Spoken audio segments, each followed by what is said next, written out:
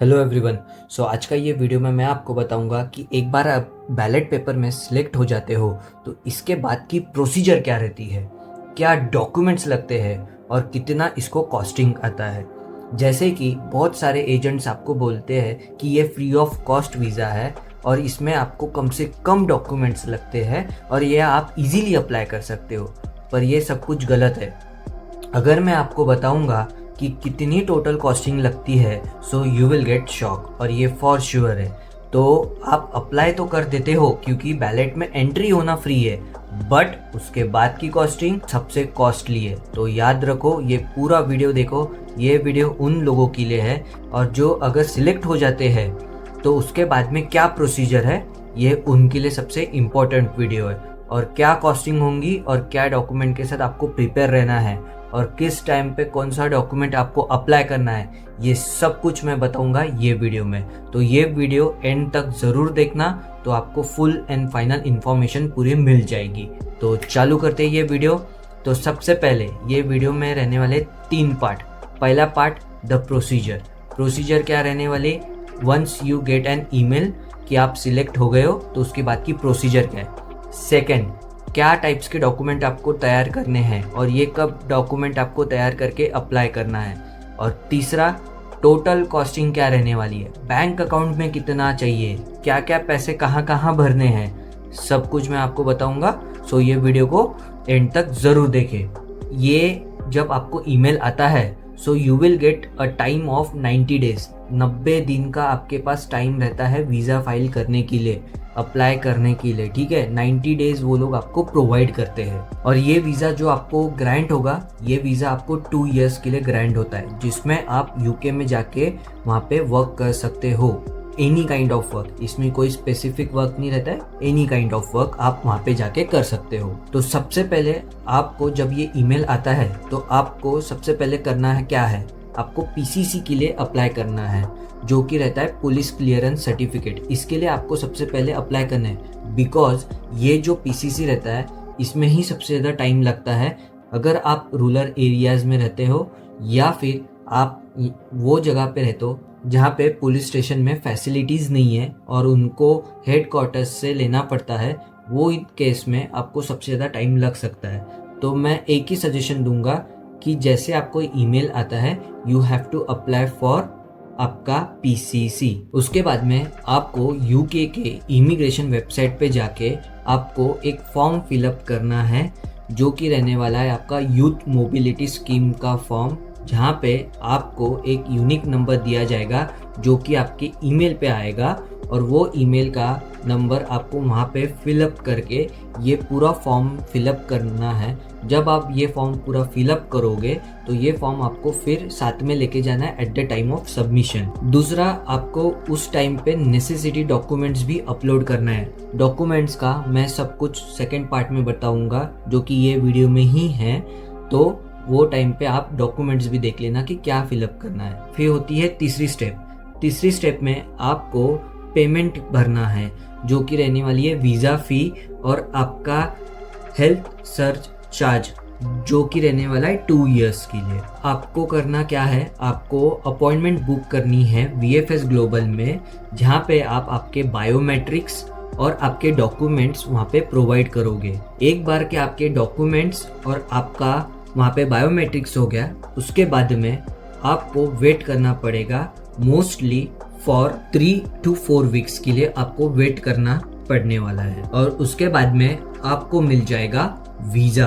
अब ये जो वीज़ा मिलेगा, ये आपको ई वीज़ा मिल सकता है, जो कि नया यूके का एक रूल आया हुआ है कि वो लोग अब से जो स्टिकर वीज़ा है वो लोग कम करने वाले हैं, एंड उसके जगह पे आपको एक ई वीज़ा, जिसे कहते हैं डिजिटल वीज़ा, वो प्रोवाइड करने वाले हैं। अब बढ़ते हैं डॉक्यूमेंट की तरफ। What kind of a document you have to gather and you have to submit at the time of visa application. तो सबसे पहला आपका डॉक्यूमेंट रहने वाला है आपका पासपोर्ट, ठीक है।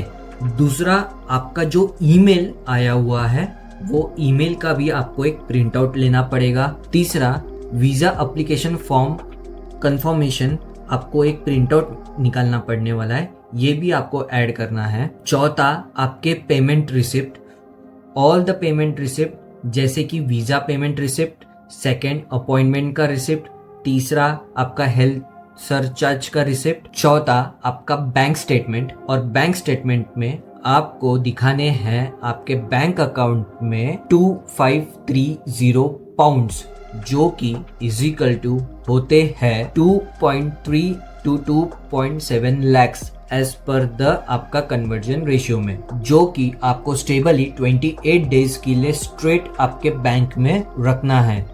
स्पॉन्सरशिप के लिए उसके एक डिफरेंट रूल्स होते हैं। सेवेंथ, आपकी जो एजुकेशन की डिग्री है, मिनिमम आपके पास एटलीस्ट एक डिग्री रहनी चाहिए।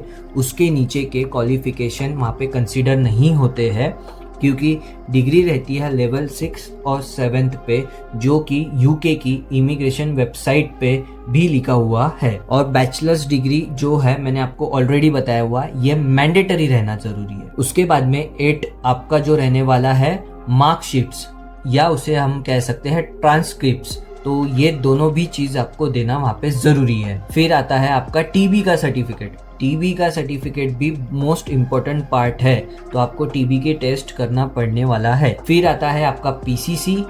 पीसीसी में आप ज़रूर, मैंने जैसा बोला है कि पहले ही अप्लाई करना, because PCC takes times in rural areas. और जो भी अगर आपके डॉक्यूमेंट्स हिंदी में, मराठी में या कोई भी आपकी नेटिव लैंग्वेज में लिखे होंगे, so you have to convert them into the English language. और ये रहते हैं आपके एडिशनल डॉक्यूमेंट, जहाँ पे आप आपका प्रीवियसली जो वीज़ा हिस्ट्री है या आपका ट्रैवल हिस्ट्री, अगर आप यूके में ऑलरेडी ट्रैवल कर चुके हो तो वो भी आपको वहाँ पे सबमिट करना पड़ेगा। अब आते हैं तीसरे पार्ट पे, जो कि रहने वाला है आपका कॉस्टिंग। तो जैसे अभी आप स्क्रीन पे देख सकते हो, वीज़ा फी जो कि रहने वाली है 319 पाउंड्स, इजिकल टू अगर अपनी इसमें किया जाए INR में, वो रहती है 34,000 रुपीज़।